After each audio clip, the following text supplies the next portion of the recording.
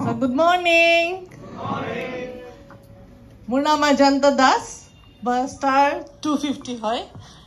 মই আজি eye care আৰু আই গ্লো বিষয়ে অকণমান ক'বলৈ আহিছোঁ। মোৰ এক্সপিৰিয়েঞ্চ, মোৰ কেনেকুৱা হৈছে, কি ফিল কৰিছোঁ, সেইখিনি কথা ক'বলৈ কাৰণে মোক মেমে মাতি আনিছে, সেইখিনি শ্বেয়াৰ কৰিবলৈ লৈছোঁ। মই প্ৰথম ইয়াত কোনো বিজনেছ কৰিবলৈ অহা নাছিলোঁ। বিজনেছৰ কোনো মোৰ একো নাছিলেই। তেখেতে মোক ক'লে, মোৰ অৱস্থা দেখি, যেতিয়া মোৰ শৰীৰটো দেখিলে তেতিয়া তেওঁ কৈছে যে আপুনি ফাৰ্ষ্ট আই কেয়াৰ খাওক, বেলেগ একো নালাগে। এইটো পূৰা মাইকী মানুহৰ কাৰণেই হয় মেইন। মোৰ যিহেতু বেলেগ প্ৰব্লেমবিলাক নাই, কিন্তু তেওঁ শৰীৰটো দেখি যিটো দেখিলে মোক, দেখি পেলাই তেওঁ কৈছে আপুনি আই কেয়াৰ ষ্টাৰ্ট কৰক। হয়, মই আই কেয়াৰ ষ্টাৰ্ট কৰিলোঁ। আই কেয়াৰ ষ্টাৰ্ট কৰাৰ পিছতেই মানে মই নিজে অকণমান কিবা এটা ফিল কৰিছোঁ, কিবা এটা। আৰু ইমান আচৰিত, 10 দিনমানৰ ভিতৰতে মই মানে ৰিজাল্ট পাবলৈ ষ্টাৰ্ট কৰিলোঁ। আগতে মোৰ স্কিনবিলাক একদম বেয়া আছিলে, মই জোৰ পোৱা নাছিলোঁ, গাত শক্তি নাপাওঁ, মোক বহি থাকিবলৈ মন যায়, কাম কৰিব ইচ্ছা নাযায় মোৰ। কিন্তু এতিয়া আই কেয়াৰটো খোৱাৰ পিছত কি হৈছে মই নাজানো, মোৰ সেইবিলাক মানে মই মানুহ যদি এক্টিভ হ'লোঁ, বহি থাকিবলৈ মোৰ মন নাযায়, কিবা এটা কৰোঁ এনেকুৱা নিচিনা লাগে।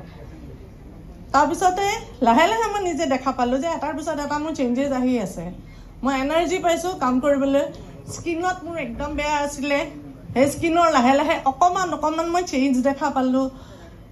তেখেতে ক'লে যে মোৰ ভৰিত এটা এলাৰ্জি এটা আছিল, বহুত বেয়া এলাৰ্জি আছিল। কৈছে সেইটো আই কেয়াৰটো আপুনি অলপ চাওকচোন, সেইটো কৰক। আৰু লগে লগে মোক আই গ্লো ষ্টাৰ্ট কৰিব দিলে।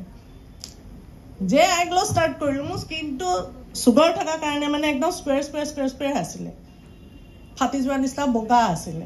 সেই বস্তুটো মোৰ এতিয়া নাই, একদম নোহোৱা হৈ গ'ল। গ্লো আহি গৈছে স্কিনখনত, অইলিনেছ আহি গৈছে। এইটো কেনেকৈ হ'ল কি কথা মই নাজানো, কিন্তু পিছত মই গম পাইছোঁ যে হয়।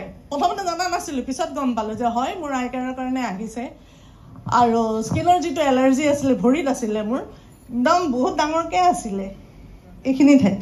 এই বস্তুটো লাষ্ট টাইমো মই দেখুৱাইছিলোঁ, কিন্তু লাষ্ট টাইম অলপ ডাৰ্ক আছিলে, কোনোবাই যদি মন কৰিছিলে। এতিয়া কিন্তু আৰু গ'ল। আৰু স্কিনতো গ্লো আহিছে। মোৰ স্বাস্থ্য বেয়া থকাৰ কাৰণে একদম এইফালে ওলমি পৰিছিল। মোৰ নেইবাৰগৰাকী আছেই মোৰ ওচৰতে, মোক দেখিয়ে তেওঁ আহিলে, মানে একদম এনেকৈ কৈ ওলমি আহিছিল। আৰু এনেকৈ দিলে যে বয়সস্থ, বহুত বয়স হোৱা মানুহবিলাকৰ দুটা এনেকৈ হেৰি পৰি যায় ন, সেই বস্তুটোও মোৰ আহি গৈছিল আনকি। কিন্তু এতিয়া সেইবিলাকো নোহোৱা হৈ গ'ল।